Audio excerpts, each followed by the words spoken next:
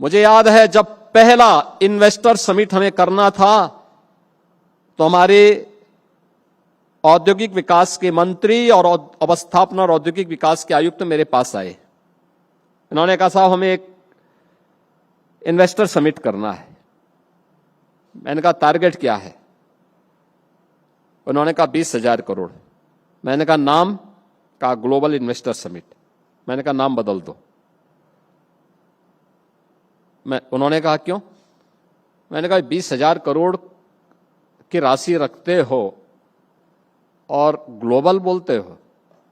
Global जैसा investment भी होना चाहिए, टारगेट भी उतना बड़ा होना चाहिए।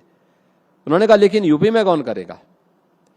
देखिए मैं 17 अक्टूबर की बात कर रहा हूं, 2017 के अक्टूबर मास में। उन्होंने कहा फिर क्या करें? मैंने कहा देखिए पॉलिसी बनाइए, लैंड बैंक तैयार करिए, रोड सोच करिए। एक दो जगह मैं भी चलूंगा, लेकिन टारगेट बड़ा करिए। उन्होंने कहा कितना? मैंने कहा भी लोअर लिमिट 2 लाख। कहा 2 लाख? मैंने कहा हां।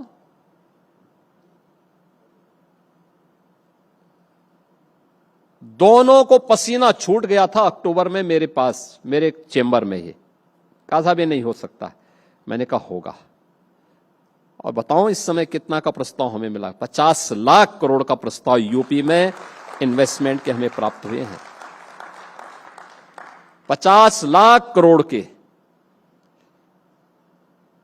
लगभग 65 लाख नौजवानों को यूपी के अंदर हुए अब तक के निवेश में 15 लाख करोड़ रुपए से अधिक के निवेश प्रस्तावों को हमने ग्राउंड ब्रेकिंग कराया है। परंपरागत उद्यम यूपी की पहचान क्या थी? 2017 के पहले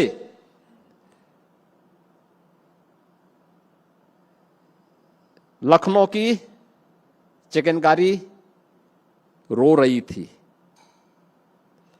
फिरोजाबाद का ग्लास का उद्योग चौपट हो चुका था, मुरादाबाद का ब्रास का उद्यम बर्बाद हो चुका था, मेरठ का स्पोर्ट्स का जो कारोबारी था निराशा और हताशा के दौर में जा चुका था। भदोई की कालीन दम तोड़ रही थी, जो भदोई की कालीन कभी पूरे यूरोप में अपनी एक अलग पहचान बनाती थी, वहां के राज दरबारों की शोभा बढ़ाती थी, वह दम तोड़ रही थी। वाराणसी की साड़ी का कोई पुरसा हाल नहीं था। यहां का कारोबारी जो उद्यमी भी था, उसके सामने घर में बैठने और मजदूर बनने के सिवाय कोई चारा नहीं बच गया था, और उस श्रमिक बनकर के दूसरे राज्यों में काम धंधा ढूंढने के लिए जा रहा था। तब 2017 में हम लोगों ने डबल इंजन की सरकार ने फिर उसकी ब्रांडिंग की 1 डिस्ट्रिक्ट 1 प्रोडक्ट के रूप में। और आज मुझे बताते हुए प्रसन्नता है, 75 जनपद हैं, 79 यूपी की प्रोडक्ट को हम लोगों ने जीआई टैग के साथ जोड़ा है। यानी उसको अब ग्लोबल मार्केट में किसी ब्रांड की आवश्यकता नहीं, किसी वहां पे सर्टिफिकेशन की आवश्यकता नहीं, वह जीआई टैग ही उसका सर्टिफिकेशन है और वह उसकी ब्रांडिंग है। 96 लाख एमएसएमई यूनिट वर्तमान में 1 डिस्ट्रिक्ट 1 प्रोडक्ट के अंतर्गत यूपी के अंदर कार्यरत हैं, और 3.25 करोड़ यूथ उसके साथ जुड़ा हुआ है, जिसको वहां रोजगार प्राप्त हुआ है। कौन था इसके लिए जिम्मेदार? जो यहां के परंपरागत उद्यमी और कारीगरों को, जो कारीगर स्वयं में उद्यमी था,